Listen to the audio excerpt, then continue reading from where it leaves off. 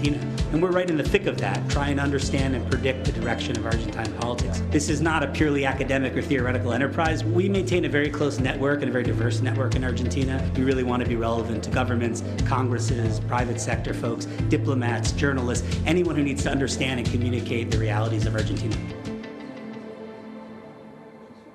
When Argentina's election was approaching, we stepped up as an institution and said we're going to invite candidates from across the political spectrum to speak to Wall Street, to speak to the policy community. The leading candidate for governor of the province of Buenos Aires, home to 40% of Argentines, was here not long ago speaking to us about his vision for the country. We also have podcasts both on Latin America broadly and in Argentina. The reality is there's a lot of upside if you have a partner in Argentina. We produce infographics. We have a very highly regarded weekly newsletter. Our podcasts and videos do reach a large audience on social media, but there's nothing like being engaged with the Wall Street Journal and the New York Times, appearing on CNN as we have done throughout the election period, appearing on the BBC and PBS NewsHour. What's the best case scenario that we can get? If he can recapture the confidence of the international community, there is a very short-term upside. Argentina doesn't really need to borrow anymore right now. We do this routinely, though it takes a lot of our time and energy because it broadens the reach and it helps us influence and shape policymaking.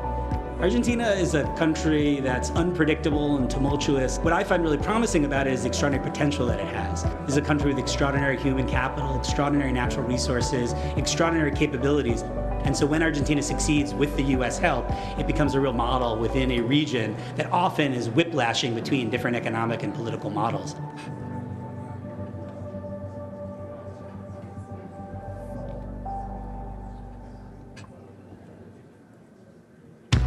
Hey, babe. Where are we? Moscow.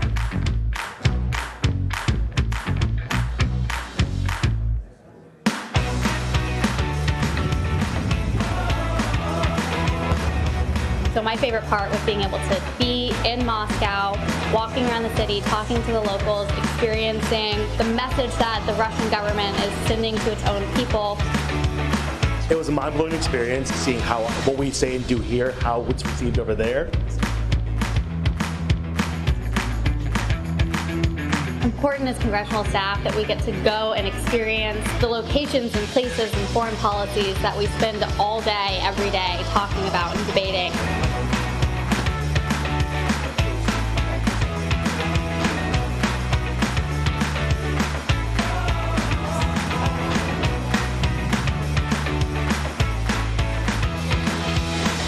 Having a different perspective really helps you shape a better idea of what American foreign policy is and should be. Don't hesitate, just do it.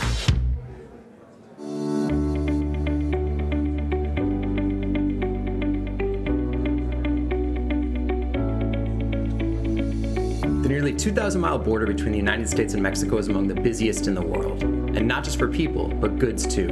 In fact, earlier this year, Mexico beat China and Canada to become the top trading partner of the United States. In 2018, the two countries exchanged an estimated $671 billion in goods and services. But goods don't move across the border just once. Instead, they flow back and forth multiple times as part of complex supply chains on both sides of the border. A quarter century after NAFTA, the US and Mexico share a very deep economic integration.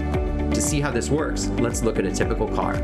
Even a car that's made in America has parts that were manufactured or modified across the border in Mexico. A car seat installed in a General Motors facility in Texas might have a circuit board inside it that was assembled in Matamoros, Mexico, using capacitors imported from Asia.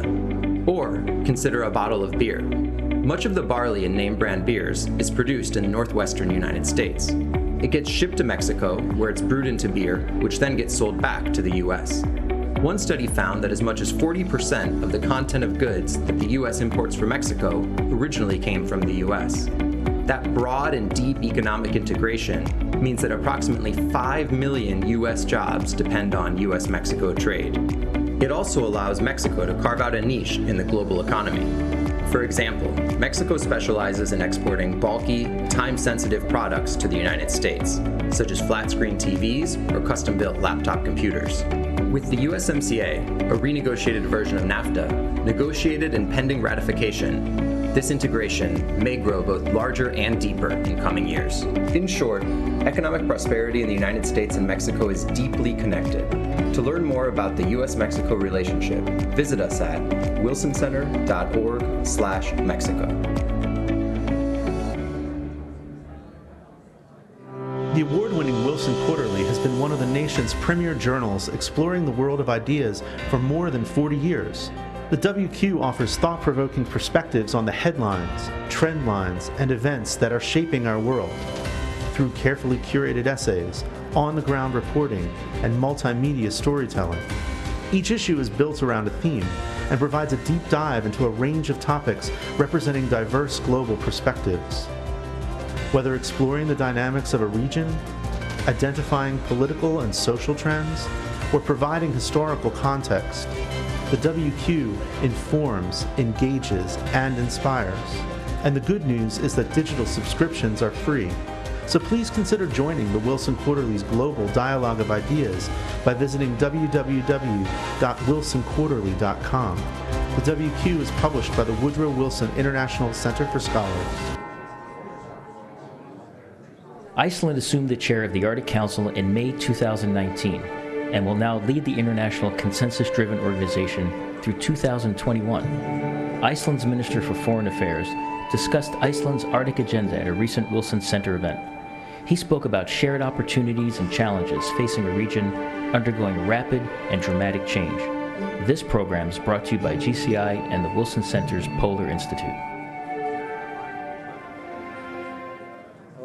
Hi, I'm Meg King with the Science and Technology Innovation Program at the Wilson Center. We offer a program for congressional staff to come to the Wilson Center and understand some of the most challenging, complex, emerging technologies that will impact public policy. There isn't a program like this anywhere. There isn't the in-depth, 6-week, roll your sleeves up, understand the technology, get your hands on computers kind of opportunity out there on any kind of emerging technology. It's an intimate setting, and you have experts that come in and actually give you a one-on-one masterclass of different key components of cybersecurity. Over the course of 6 weeks, staff learn the very basics of the technology.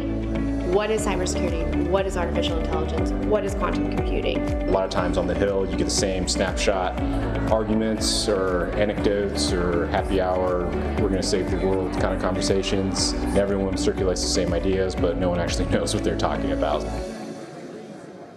There are lots of different kinds of learners, and sometimes having actually experienced a technology, having actually carried out a malware attack within a safe legal zone is really helpful to remember when you are thinking through a possible policy response. And the ability to get our hands on the computers to dialogue with the instructors and with each other about the pressing issues has also been really helpful. If you actually see it, if you actually play with it, if you actually experience it, you're going to remember more about it and you're going to ask the right questions.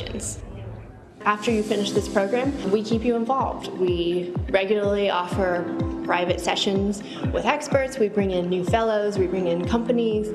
We offer a look inside that you wouldn't get otherwise.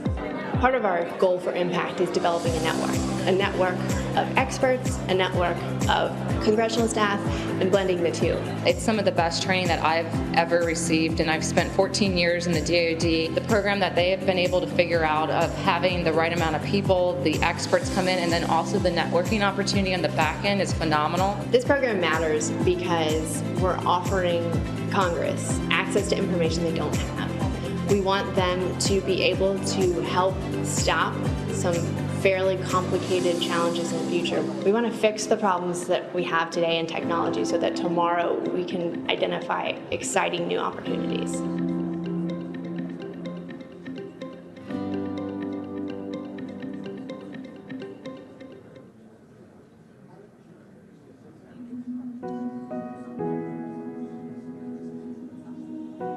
Water is a critical ingredient in the prosperity of the planet.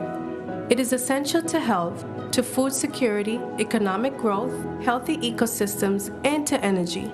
And water is critical to issues of peace and conflict. Its central role in human life often makes it a cornerstone of any effort to address the numerous challenges that stand in the way of building healthy, prosperous, and peaceful communities. In fact, over 90% of USAID's water priority countries are fragile or affected by conflict. In these cases, water can be part of the problem, but it can also be part of the solution. Lessons learned from cases around the world illustrate how investments in good water management can help build peace, and at the same time how investing in peace can help meet water challenges. People have different and often competing water-related interests. The challenge is resolving those competing interests peacefully. Therefore, good water management is conflict management. And just as we must try to prevent hostility over competing water interests, we must seize the opportunity for cooperation over water to become a pathway to wider trust and peace among communities. Our shared dependence on water provides an opportunity for communities to come together over something as simple as making clean water more available to all.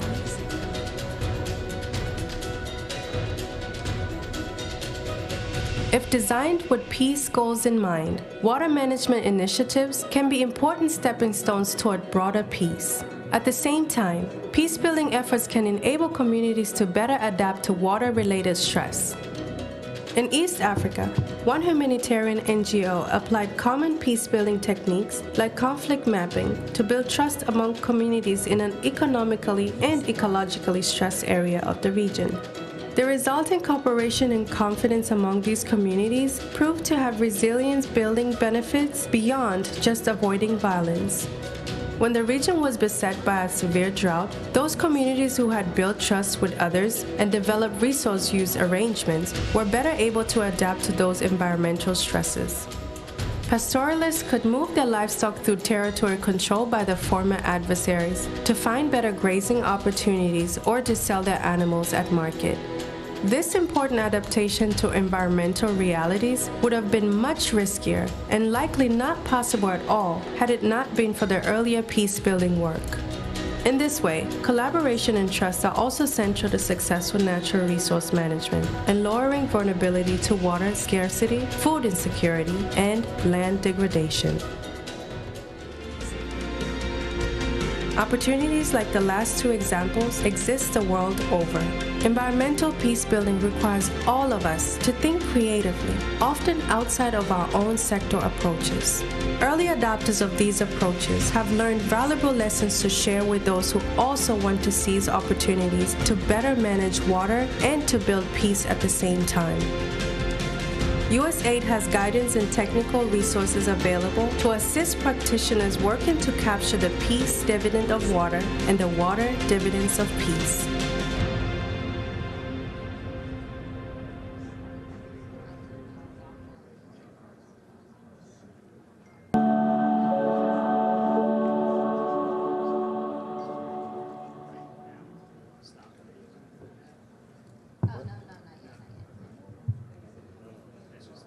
Hello and welcome to Wilson Center Now, a production of the Woodrow Wilson International Center for Scholars. I'm John Molesky. My guest today is Robert Daly. Robert is director of the Wilson Center's Kissinger Institute on China and the United States. And as luck would have it, he's just come back from a trip to China. Welcome back, Robert, and thanks for joining us. One of the things I was planning to ask you today is, because you and I were in an internal discussion at the Wilson Center this week where there was this discussion of the great powers competition and this idea that, what is the designation? Is it a sort of a friendly competitor? Is it, and I was going to ask you from the Chinese perspective, what is the United States, and vice versa.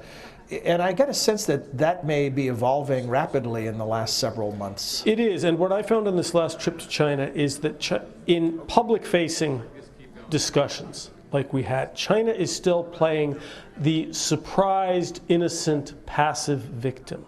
The pose, and this is not what you hear in private. In private conversations, many Chinese scholars of the relationship will say that the fundamental change in the relationship was the change in China. As China became more assertive under Xi Jinping, that was the geostrategic change that caused a reaction in the United States. Among the expert community, you hear that. But the public posture and the Chinese media says, no, this is something that was visited suddenly by the Trump administration, which launched a trade war on a passive, innocent, surprised, and confused China, which doesn't know how to respond because of the inconsistency of the American administration. So that is what is presented to the Chinese people.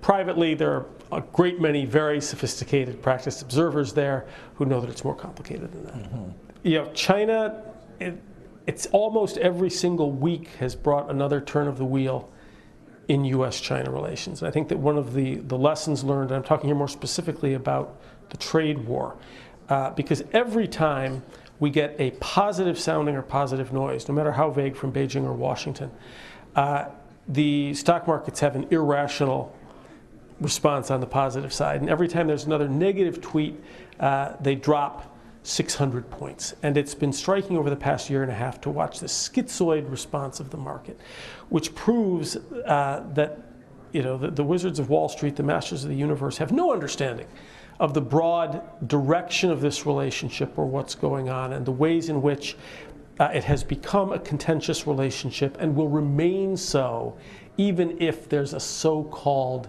deal. So just to end on a small point, do not base your sense of the health of the U.S.-China economic relations on what's going on Wall Street. It's been very much detached from it. It's almost the illusion that it's a mathematical equation when in fact it's human reaction to things.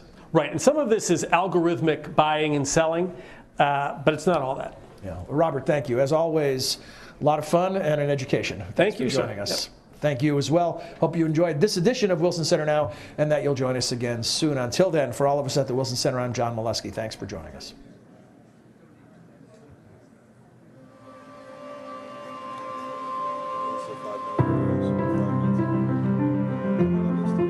For me, the Wilson Center is this incredible institution with a very powerful mission, which is all about bringing research and scholarship to address some of the world's most pressing global challenges.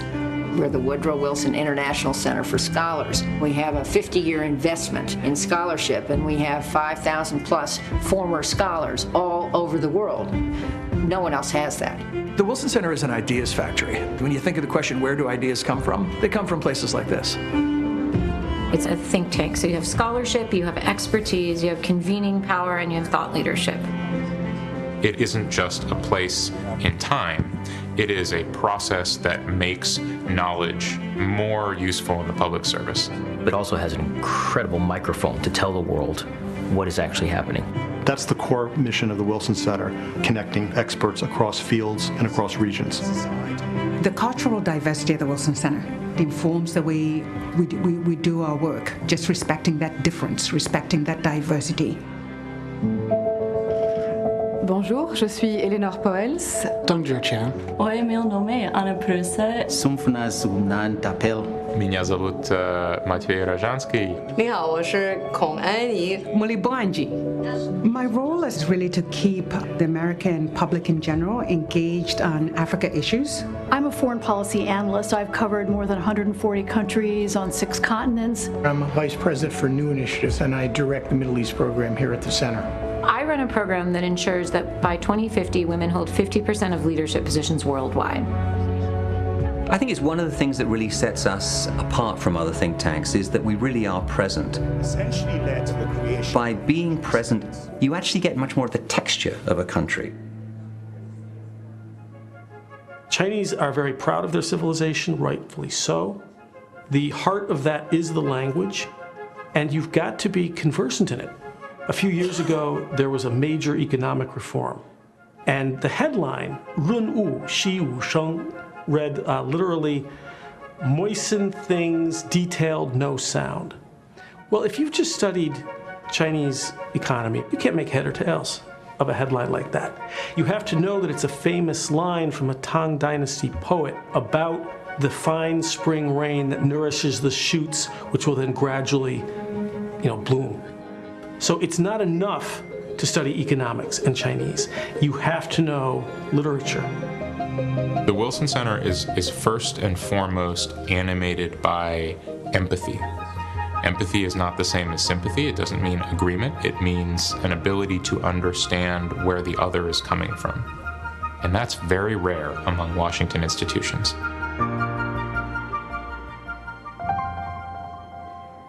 The mission of the Wilson Center has never been more important. The international system is going through profound change, and our politics are polarized. So having a space where conclusions are not pre-cooked, that mission has never been more important. We are a place that is defined as a trusted space. It has to be. We have to be nonpartisan. We have to be working in the public service. And having that literally inscribed on the wall generates trust. Being nonpartisan doesn't mean not having a point of view. It means embracing all points of view and trying to come up with some actionable ideas that make sense for the country. You know, we face a lot of challenges today, but here at this center you have the opportunity to explore those challenges from so many perspectives.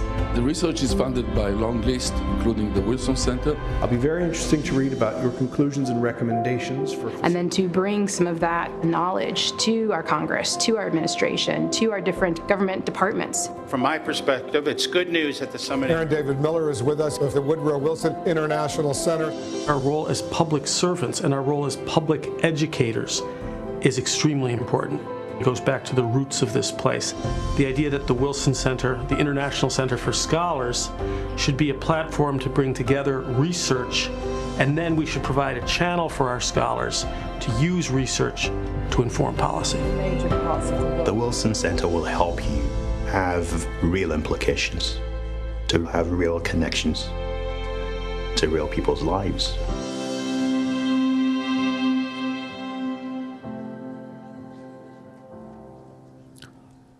Ladies and gentlemen, we thank you for your patience. Our program will begin soon.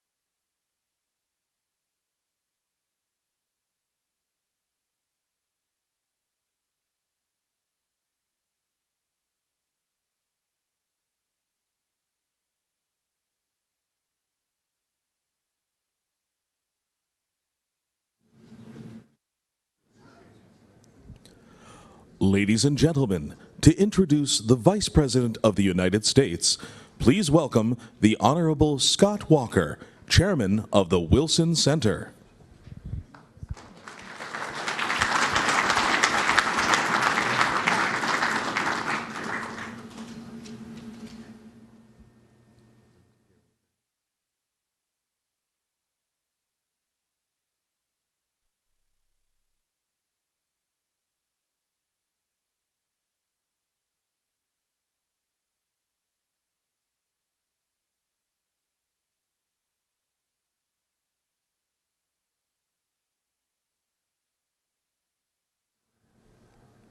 Sorry, ladies and gentlemen, there was just a bit of a false alarm there.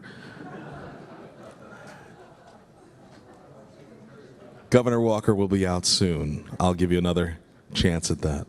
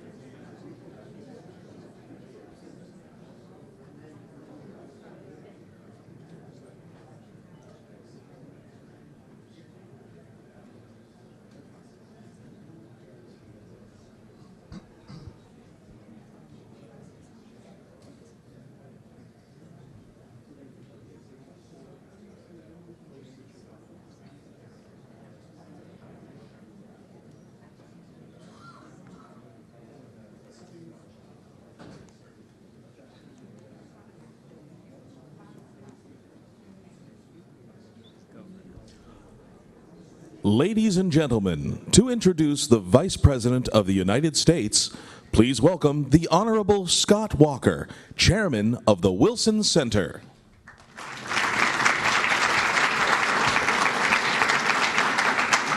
Good morning, and thanks, Jane, for your great leadership at the Wilson Center. We're honored to have the Honorable Jane Harman with us, members of the Board of Trustees, members of the Global Advisory Council, National Cabinet, and all other supporters here of the Wilson Center. We are so honored to have our special guest here, the Vice President of the United States.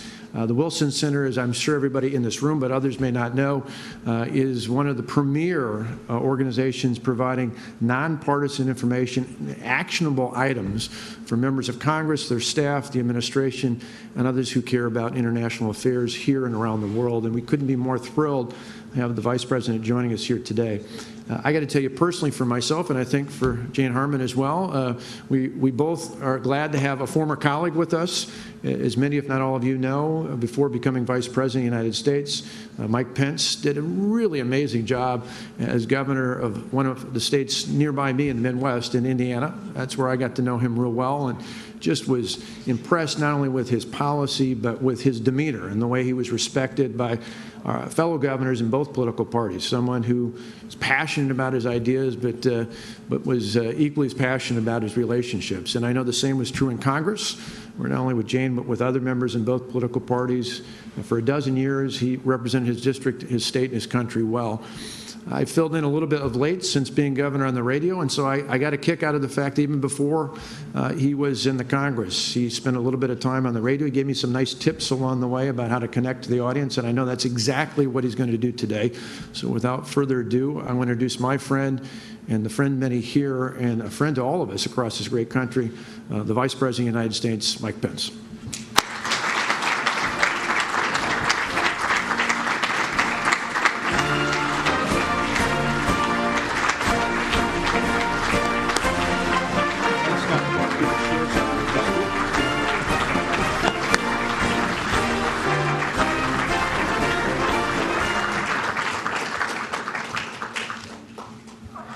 Well, thank you all for that warm welcome. And to your new chairman, Governor Scott Walker, former Congresswoman Jane Harman, and to all the members of the board at this historic center, and all the fine scholars, it is an honor to be here at the Wilson Center, named after a president that was a great champion for American leadership and for freedom on the world stage. And in that same spirit, allow me to begin this morning by bringing greetings from another president who's a champion for freedom here at home and across the wider world. I bring greetings from the 45th President of the United States of America, President Donald Trump.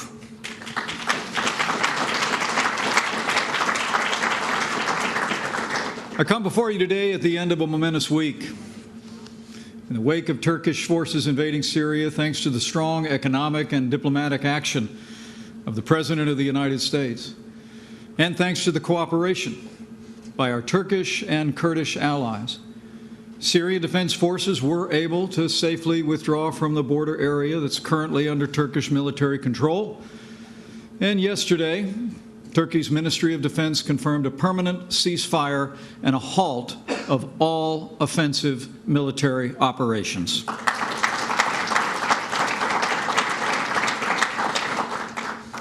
Our troops are coming home. And I'm pleased to report that through this ceasefire, Turkey and our Kurdish allies have now created an opportunity that the international community can create a safe zone that we believe will restore peace and security for all the peoples of this war-torn region. It is progress indeed. So thank you again for the honor of being here. And it's a particular honor to deliver the inaugural Frederick V. Malik Memorial Lecture. Anyone who knew Fred would tell you that he was a proud son of West Point and that he lived his life by the words duty, honor, and country. When counseling others, I'm told he often quoted his alma mater's cadet prayer and urged them to, as he would say, choose the harder right instead of the easier wrong. Fred understood that no one, least of all nations, can defend their interests by forsaking their values.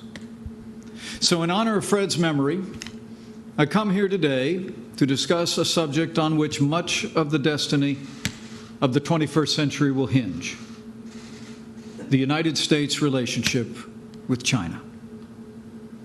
Since the earliest days of this administration, President Trump has been determined to build a relationship with China on a foundation of candor, fairness, mutual respect, in order to achieve, in his words, a more just, secure, and peaceful world.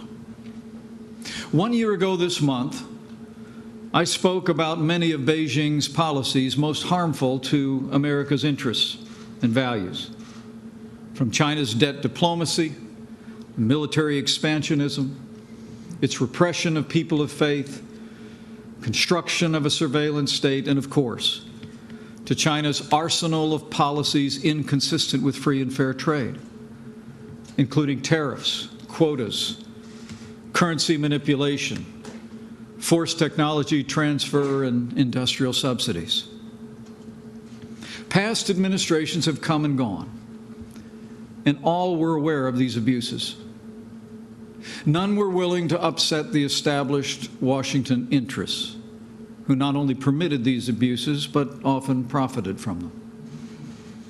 The political establishment was not only silent in the face of China's economic aggression and human rights abuses, but they often enabled them.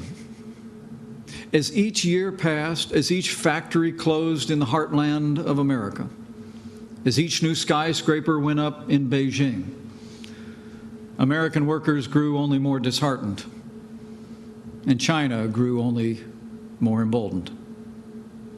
In less than 2 short decades, we've seen, as President Trump has said, the greatest transfer of wealth in the history of the world. Over the past 17 years, China's GDP has grown by more than 9-fold. It has become the second largest economy in the world. Much of this success was driven by American investment in China. Beijing's actions have contributed to the United States trade deficit with China that last year ran to more than $400 billion, nearly half of our global trade deficit. As President Trump has said many times, we rebuilt China over the past 25 years. No truer words were spoken, but those days are over. As history will surely note, in less than 3 years, President Donald Trump has changed that narrative forever.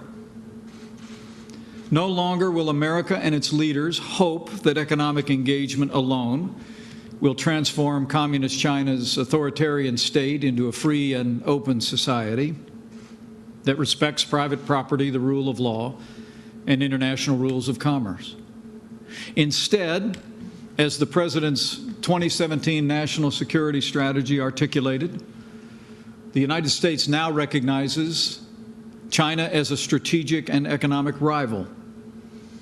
And I can attest firsthand, a strong majority of the American people, in the city and on the farm, are behind President Trump's clear-eyed vision of the U.S.-China relationship. And the President's stand also enjoys broad bipartisan support in the Congress as well.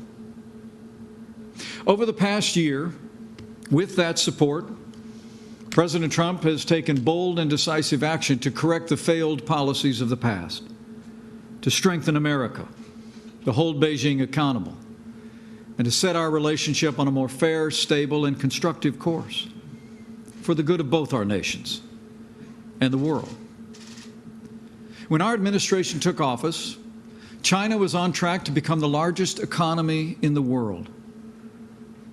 Experts predicted that China's economy would surpass the United States economy in just a few short years. But thanks to the bold economic agenda advanced by President Trump, all that has changed. From early on in this administration, this president signed the largest tax cuts and tax reform in American history. We lowered the American corporate tax rate to mirror other corporate rates around the world. We rolled back federal regulation at record levels. We unleashed American energy. And President Trump has stood strong for free and fair trade. The result? America has the strongest economy in the history of the world.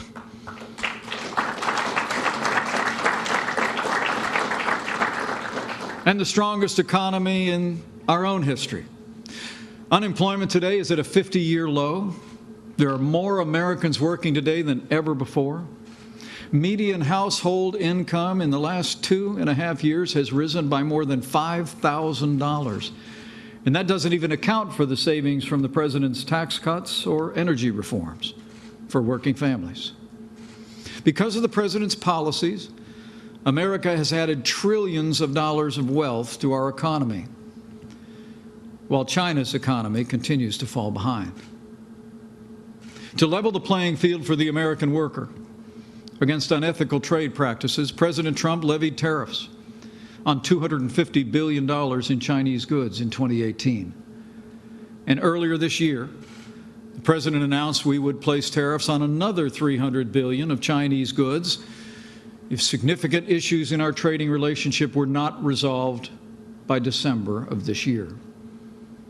To protect intellectual property rights and the privacy of our citizens and our national security, we've taken strong steps to curtail illegal behavior of Chinese companies like Huawei and ZTE.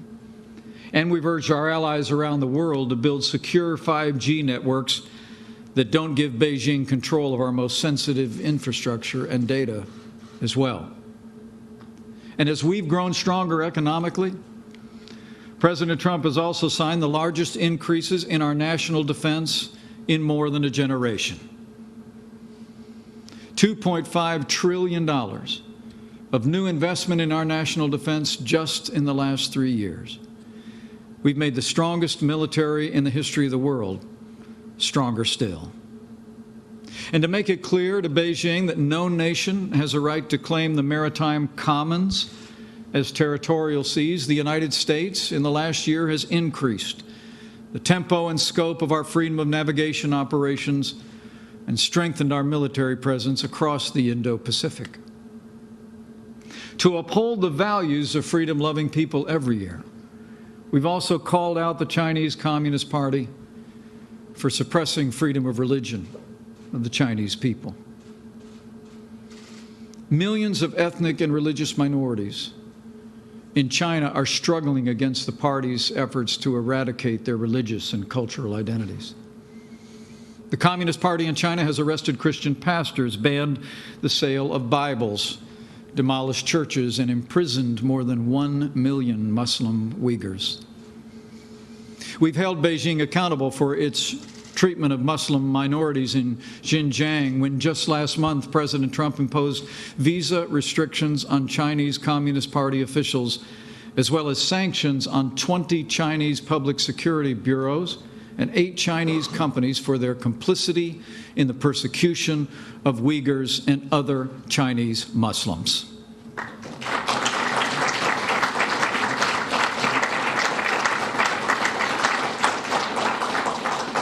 And we've stood by Taiwan in defense of her hard-won freedoms. Under this administration, we've authorized additional military sales and recognized Taiwan's place as one of the world's great trading economies and beacons of Chinese culture and democracy. And as millions have taken to the streets in peaceful protest, we've spoken out on behalf of the people of Hong Kong. And President Trump has made it clear from early on that there must be a peaceful resolution that respects the rights of the people of Hong Kong, as outlined in the 1984 Sino-British Joint Declaration. These are all historic actions. And no president before has so vigorously advanced America's interests in our relationship with China. In response to America's actions and resolve, some multinational corporations say our economic policies are too tough and that advancing our interests and our values runs contrary to better relations with China. Needless to say, we see it very differently. Despite the great power competition that is underway and America's growing strength, we want better for China. That's why, for the first time in decades, under President Donald Trump's leadership, the United States is treating China's leaders exactly how the leaders of any great world power should be treated. With respect, yes, but also with consistency and candor. And in that spirit of candor, I must tell you that in the years since my Hudson speech, Beijing has still not taken significant action to improve our economic relationship. And on many other issues we raised, Beijing's behavior has become even more aggressive and destabilizing. On the trade front this past May, after months of painstaking negotiations, resulted in mutual agreement on many key matters, at the last moment, China backed away. Backed away from a 150-page agreement, sending both sides back to square one. Now, President Trump still believes Beijing wants to make a deal. And we welcome the support for American agriculture in the new Phase 1 agreement and hope it can be signed soon at the APEC summit in Chile this week. But China knows there's a whole range of structural and significant issues between our two countries that also must be addressed. For instance, despite a 2015 promise in the Rose Garden by China's leader to cease and desist, China continues to aid and abet the theft of our intellectual property. Last July, the director of the FBI told Congress that of his agency's 1,000 active investigations into intellectual property theft, the majority involved China. American enterprises continue to lose hundreds of billions of dollars each year in intellectual property theft. Behind these statistics are not just businesses, but people, families, dreams threatened by the violation of their rights and the theft of their genius. Free enterprise depends on the ability of risk-taking citizens to pursue their ambitions and reap the rewards of their sacrifice. When the product of their labor is stolen, when the sweat of their brow is made futile, it undermines our entire system of free enterprise. Last year alone, there's been case after case of intellectual property theft involving China. In March, Tesla filed suit against a former engineer who's been accused of stealing 300,000 files related to its own American-developed autopilot system before bolting for a job at a Chinese self-driving car company. And last December, the Justice Department revealed that it had broken up a nearly 4-year operation by a notorious hacking group within China's Ministry of State Security. These Chinese government officials stole the names and data of 100,000 U.S. Navy personnel, as well as ship maintenance information with grave implications for our national security. Despite China's promises to crack down on Chinese fentanyl and other synthetic opioids, the truth is those deadly drugs also continue to flood across our borders, claiming the lives of thousands of Americans every month. And today, China's Communist Party is building a surveillance state unlike anything the world has ever seen. Hundreds of millions of surveillance cameras stare down from every vantage point. Ethnic minorities must navigate arbitrary checkpoints where police demand blood samples, fingerprints, voice recordings, and multiple angle headshots and even iris scans. And China is now exporting to countries in Africa, Latin America, and the Middle East the very same technological tools that it uses in its authoritarian regime. Tools that it's deployed in places like Xinjiang. Tools that it's deployed often with the help of American companies. And Beijing has also smashed the barriers between civilian and military technological domains in a doctrine that China calls the military-civilian fusion. By law and presidential fiat, companies in China, whether private, state-owned, or foreign, must share their technologies with the Chinese military. And China's military action in the region and its approach to its neighbors over the past year has also remained increasingly provocative. While China's leader stood in the Rose Garden in 2015 and said that his country had, and I quote, no intention to militarize the South China Sea, Beijing has deployed advanced anti-ship and anti-air missiles atop an archipelago of military bases constructed on artificial islands. And Beijing has stepped up its use of what they call maritime militia vessels to regularly menace Filipino, Malaysian sailors and fishermen. And the Chinese Coast Guard has tried to strong-arm Vietnam from drilling for oil and natural gas off of Vietnam's own shores. In the East China Sea, in 2019, our close ally Japan is on track to scramble more fighter aircraft sorties in response to Chinese provocation than in any previous year in history. And China's Coast Guard has sent ships for more than 60 days in a row into the waters around the Senkaku Islands, which are administered by Japan. China is also using its One Belt, One Road initiative to establish footholds in ports around the world, ostensibly for commercial purposes, but those purposes could eventually become military. We see now the flag of Chinese ownership flying today in ports from Sri Lanka to Pakistan to Greece.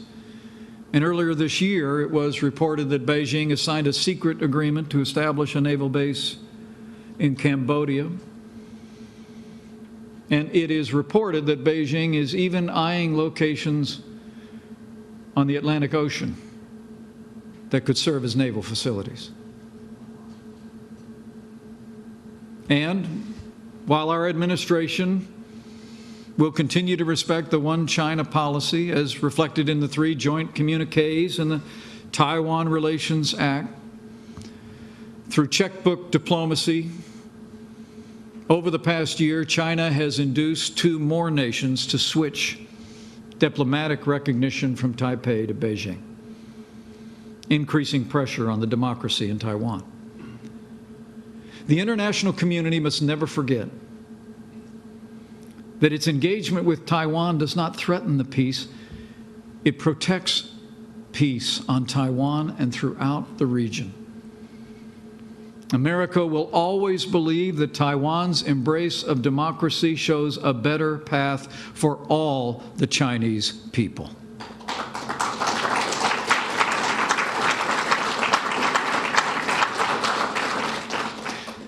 But nothing in the past year has put on display the Chinese Communist Party's antipathy to liberty so much as the unrest in Hong Kong.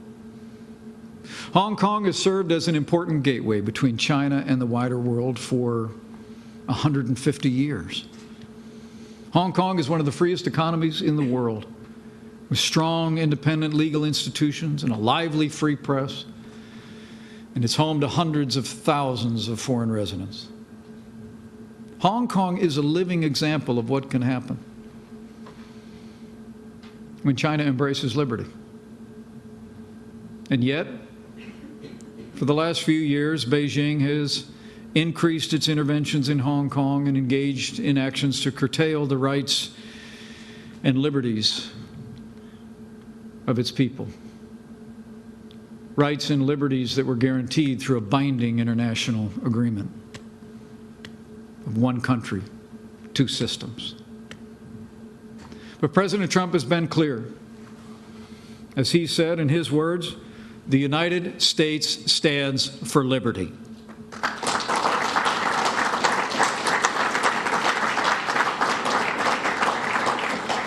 We respect the sovereignty of nations.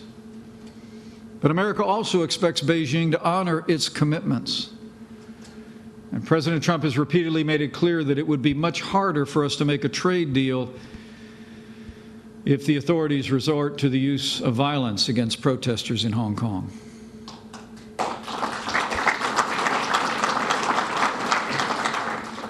Since then, I'm pleased to observe that Hong Kong authorities have withdrawn the extradition bill that sparked the protests in the first place, and Beijing has shown some restraint. In the days ahead, I can assure you, the United States will continue to urge China to show restraint, to honor its commitments, and respect the people of Hong Kong. To the millions in Hong Kong who have been peacefully demonstrating to protect your rights these past months, we stand with you.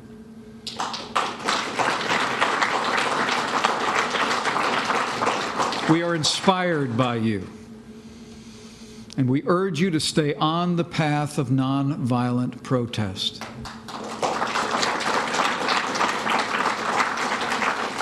But know that you have the prayers and the admiration of millions of Americans.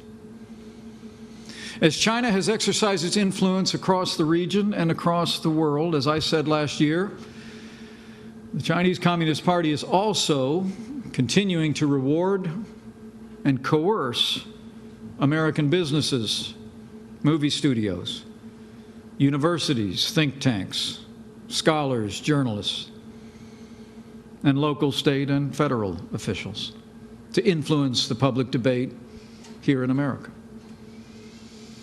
Today, China is not only exporting hundreds of billions of dollars in unfairly traded goods to the United States, but lately, China has also been trying to export censorship,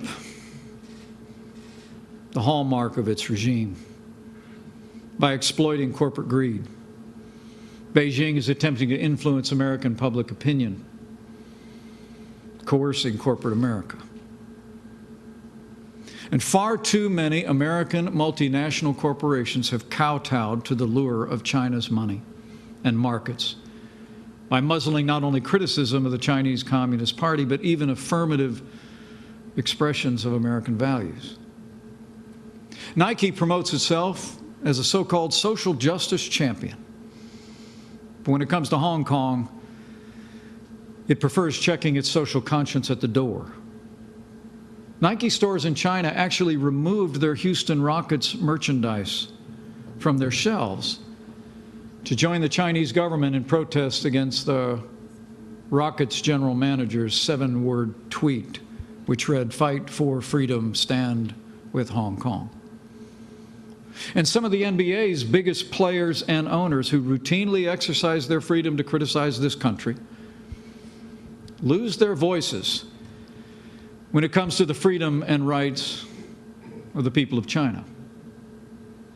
In siding with the Chinese Communist Party and silencing free speech, the NBA is acting like a wholly owned subsidiary of that authoritarian regime.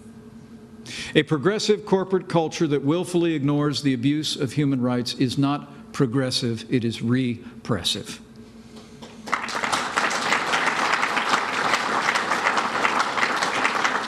When American corporations, professional sports, pro athletes embrace censorship, it's not just wrong, it's un-American.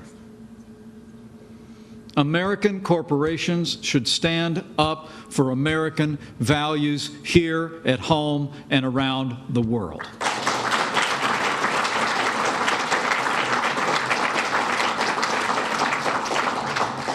Beijing's economic and strategic actions, its attempts to shape American public opinion, prove out what I said a year ago. It's just as true today. China wants a different American president, which is the ultimate proof that President Trump's leadership is working. America's economy is growing stronger by the day, and China's economy is paying the price. The president's strategy is correct. He's fighting for the American people, for American jobs and American workers like no president has before. And I promise you, this administration will not stand down.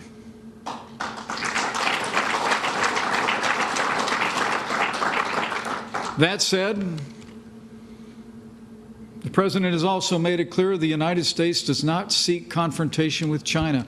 We seek a level playing field, open markets, fair trade, and a respect for our values. We are not seeking to contain China's development. We want a constructive relationship with China's leaders, like we have enjoyed for generations with China's people.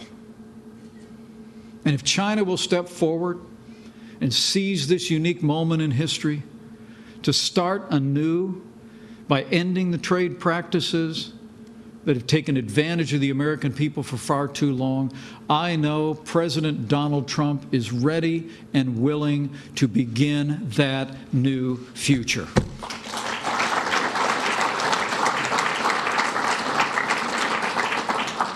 Just as America has done in the past.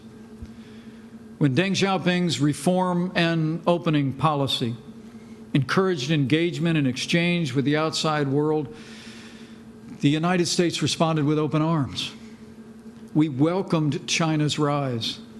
We celebrated the remarkable accomplishment of 600 million people lifting themselves out of poverty.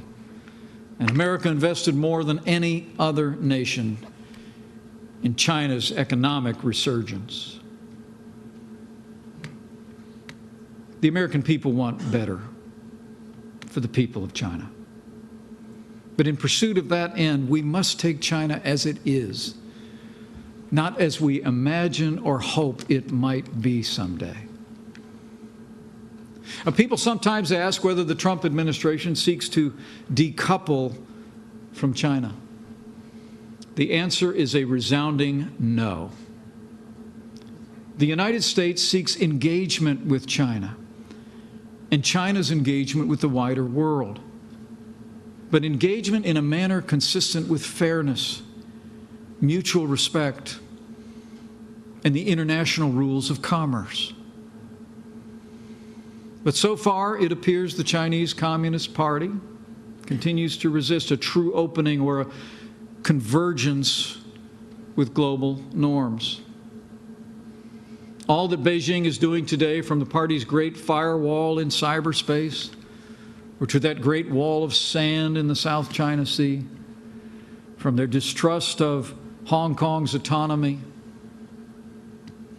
or the repression of people of faith, all demonstrate that it's the Chinese Communist Party that has been decoupling from the wider world for decades. President Xi himself, I'm told, said in a once secret speech shortly after his rise as party general secretary that China must conscientiously prepare for all aspects of long-term cooperation and struggle between the two social systems. He also told his colleagues at that time not to underestimate the resilience of the West. And there was wisdom in those words. China should never underestimate the resilience of the freedom-loving people of America or the resolve of the President of the United States.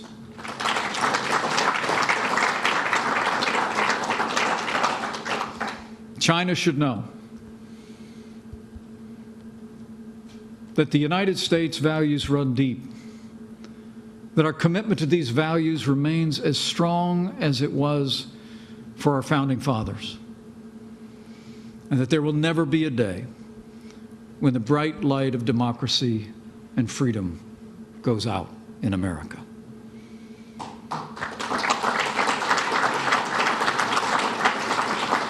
America was born out of rebellion against repression and tyranny. Our nation was founded, settled, and pioneered by men and women of extraordinary valor, rugged determination, faith, fiery independence, and an iron will. And nothing's changed much in the centuries that have passed. Americans believe that all men and women are created equal, that we're endowed by our Creator with certain inalienable rights: life, liberty, and the pursuit of happiness. And nothing will change these beliefs.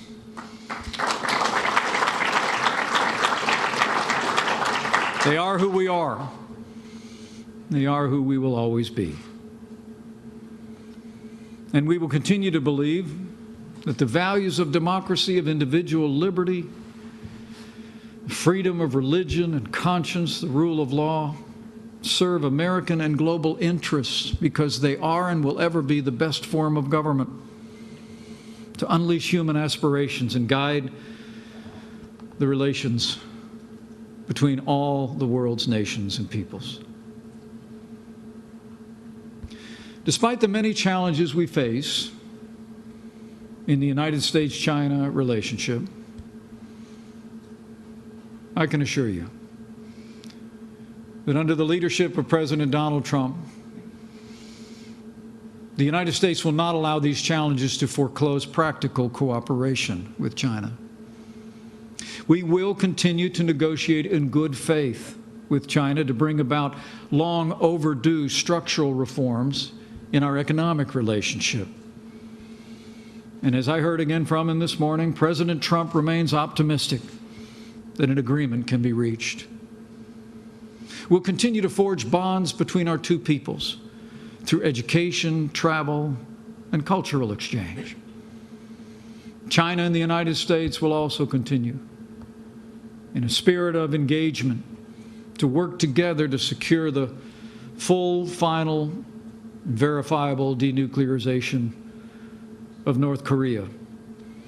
And we will see greater cooperation on arms control and the enforcement of U.S. sanctions in the Persian Gulf.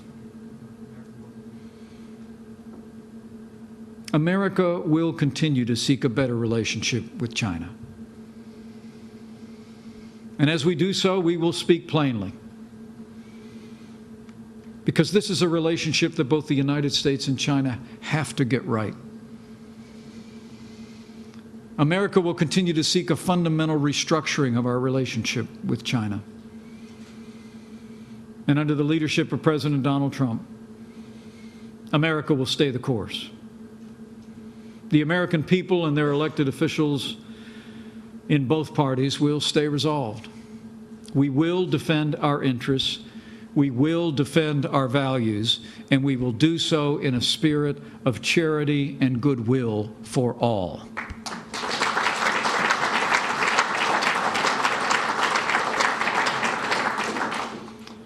President Trump has forged a strong personal relationship with President Xi.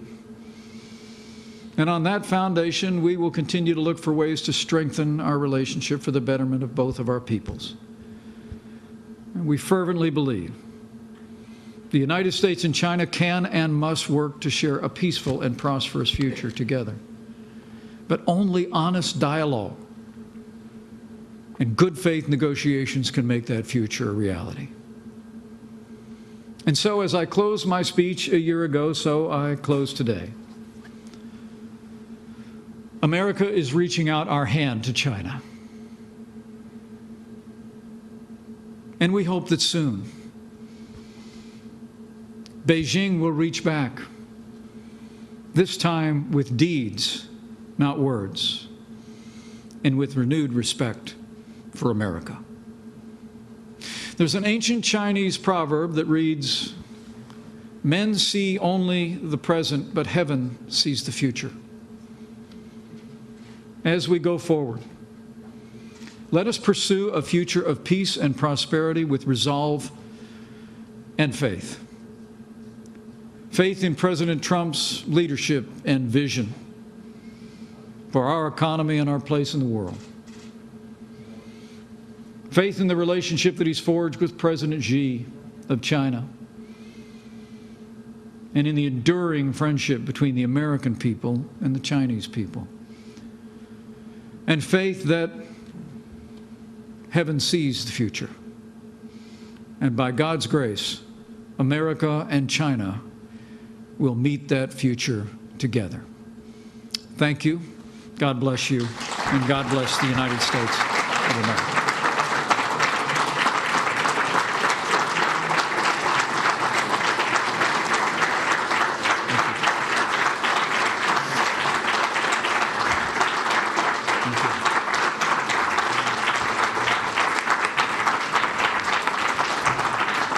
Ladies and gentlemen, please welcome Congresswoman Jane Harman, President and CEO of the Wilson Center.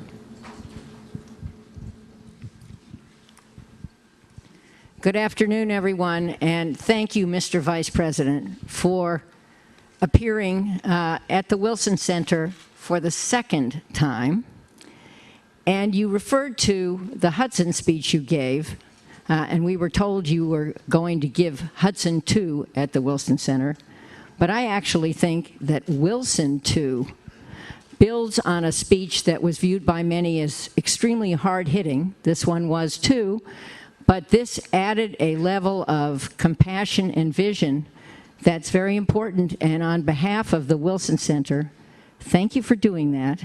And thank you for doing that at the first inaugural lecture to our former chairman and dear friend, Fred Malik. Thank you.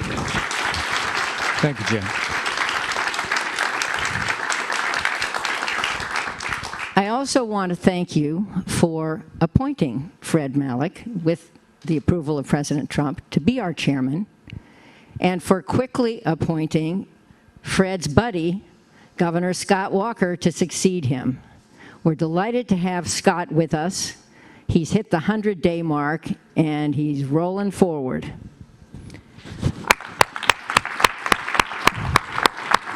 And finally, I want to recognize the Malik family, which is here in force. Fred's wife of 57 years, Marlene, is here.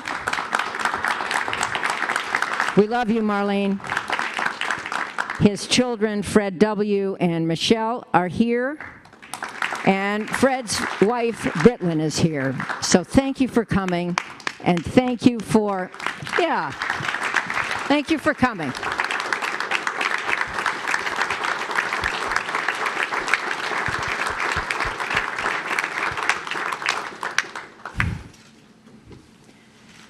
Mr. Vice President, you and I were honored to speak at Fred's funeral, and it means so much that we're continuing the conversation about Fred and his legacy. At Fred's funeral, I said that Fred was a partisan, and he surely was. So many, I think it's 80 governors, Republican governors, have benefited from Fred's help. But even more than a partisan, he was a patriot. And he expected those he supported, including you and me, to put the country first.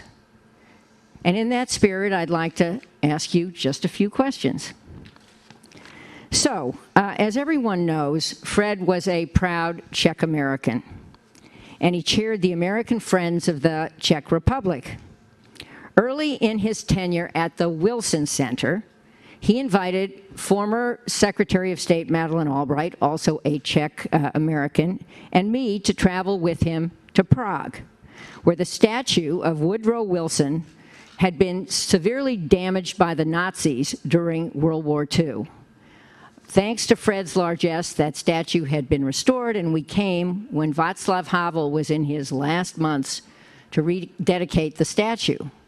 Of course, I quipped about the irony of Fred, a staunch Republican, flying 2 Democrats to Prague to restore the statue of a Democrat.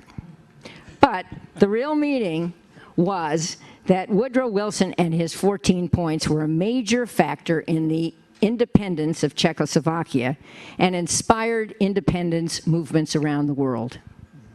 You just talked movingly about liberty and respect for liberty in China. There are countries around the world still struggling to establish liberty and religious freedom, as you know. The Rohingyas in Myanmar, Jews and Christians in the Middle East, Christians savagely attacked by Boko Haram in Africa and elsewhere. So I'd like to ask you about liberty around the world and how we can all live Woodrow Wilson's values to promote liberty. Well, Jane, thank you for that thoughtful question. And let me invite everyone here to express your appreciation for Jane Harman, the wonderful work she does. Thank you for your hospitality today. Thank you for your kind words. Let me focus on one particular initiative of our administration that I'm particularly proud of that you touched on in your question. President Trump has put the cause of religious liberty at the center of American foreign policy.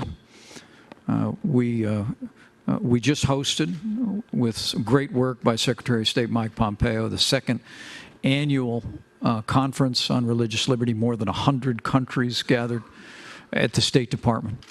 And we heard the examples that you cited. We heard from people that had survived, who had come out of religious repression, from victims of ISIS brutality, to the Rohingya, to displaced Christian communities across the wider world. And in fact, I'm also proud of the fact that President Trump, just a few short weeks ago at the United Nations General Assembly, became the first president in American history to speak at the United Nations in a conference on religious liberty.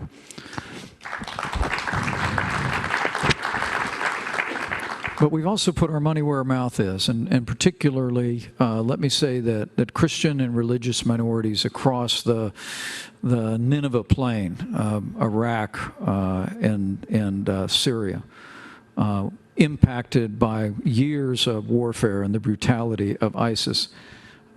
It would be in our first year that the President and I were informed that American aid through the United Nations was simply not flowing to religious minorities across the wider Middle East. And the President made the decision to essentially redirect now more than $300 million in U.S. aid to NGOs working in the region who are rebuilding schools, who are rebuilding churches and community centers for displaced religious minorities and Christian communities. And we've also seen leaders, whether it be the leadership in the Kurdish region of Iraq, whether it be King Abdullah of Jordan, whether it be the Prime Minister of Iraq, all speaking out about the importance of religious plurality in that part of the world. And so just know that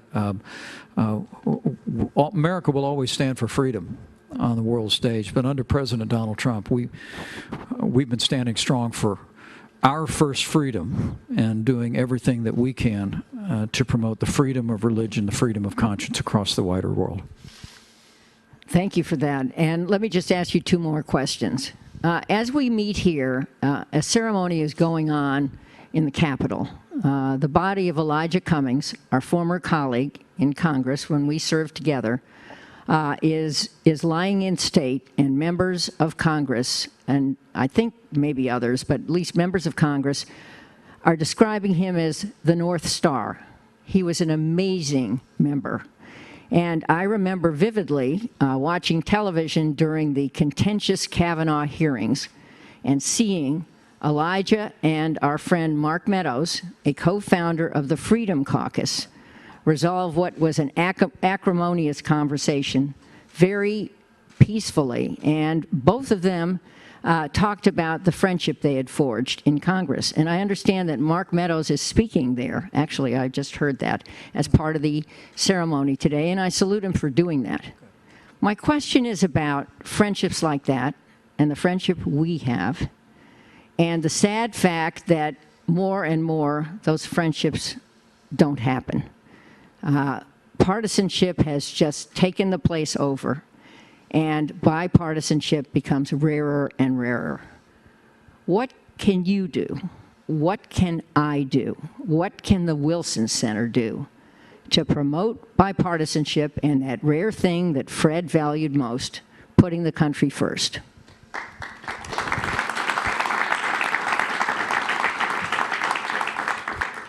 Well, first, let me extend my deepest condolences and respects to Elijah Cummings' family. I don't think he and I agreed on very much in the 12 years we served together. But I knew him to be a man of faith, a man of integrity, and we mark his passing with a genuine sense of loss. But I take your point, but I have to tell you, it is a very divided time, and you and I had our share of debates when we served together. But I still. But they never compromised our friendship. Well, no, but I always.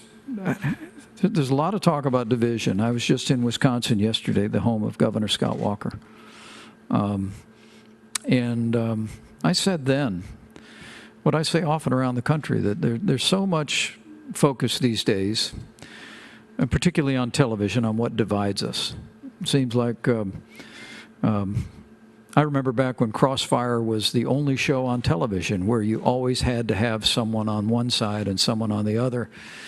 Now you have to have lots of people on both sides on virtually every program, and that's fine. That's a good, vigorous public debate we celebrate in America. But I think as I travel around the country, I'll tell you, Jane, whatever's happening in Washington, D.C., I'm absolutely convinced that there will always be more that unites us in these United States of America than will ever divide us.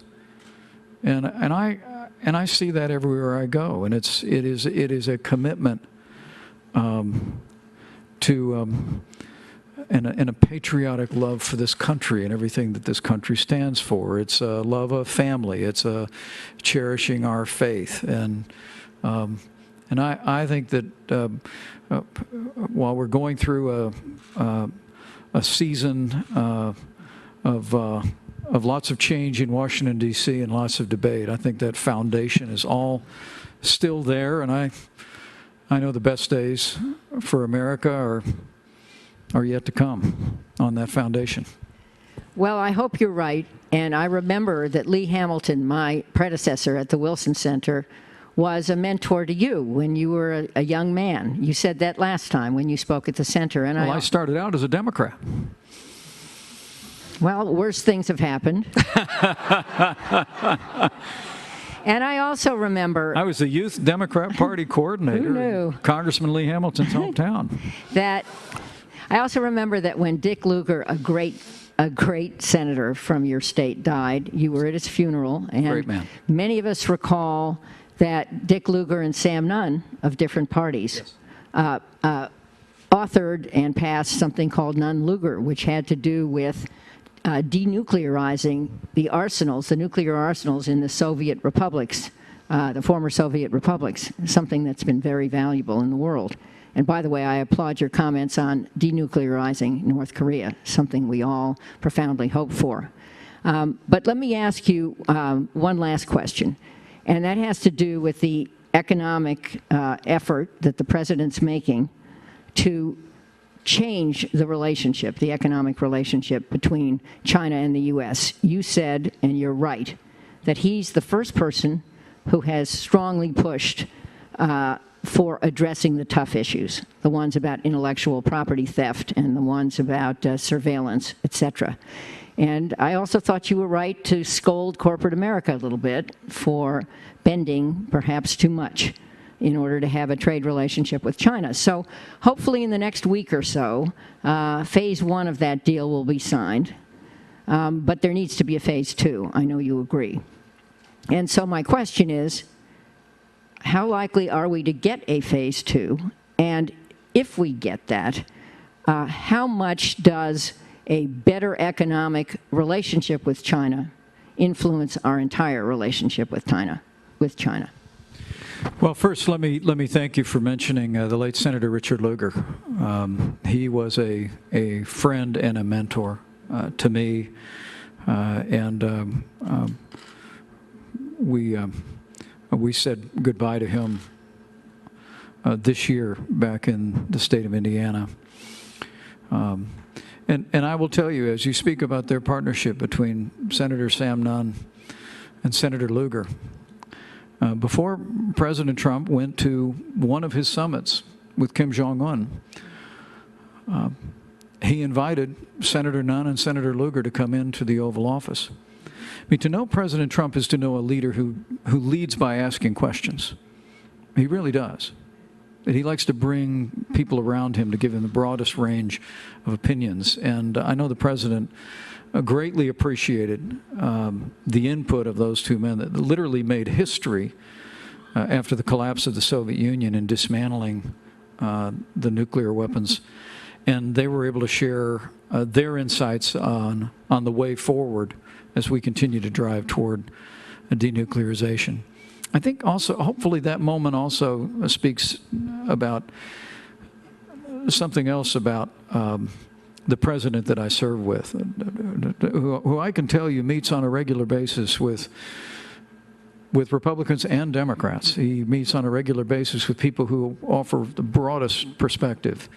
I mean, the decisions, and this is a president who has no problem making a decision like any good leader.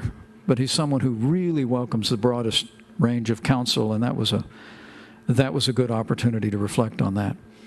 With regard to China, as you mentioned, we are hopeful that Phase 1, with its additional purchases of American agriculture, can be confirmed in Chile next month.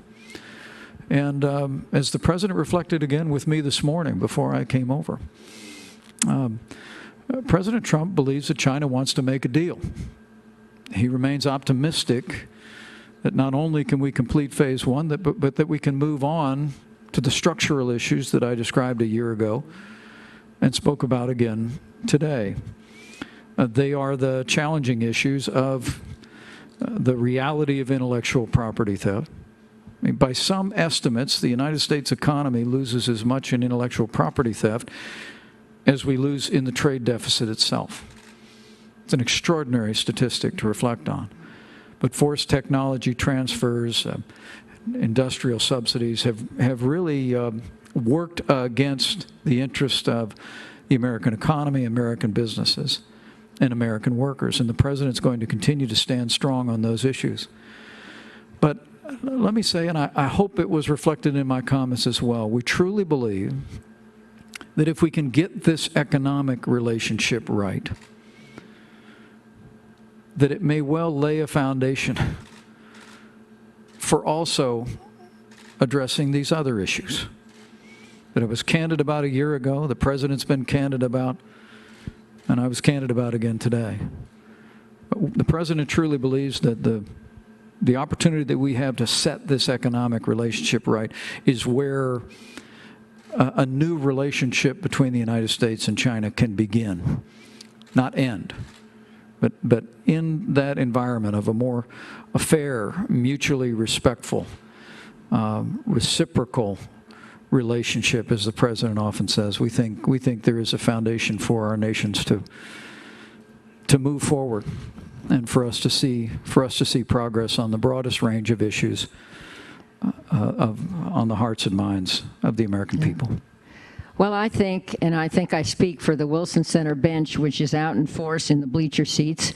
I think if the president and you can do that, that would be a huge, to quote him, huge foreign policy achievement worthy of the office of President of the United States. And I thank you for coming to join us to celebrate Fred and to celebrate freedom and to celebrate better days ahead. Thank you, Mr. Vice President. Thank you, Mike.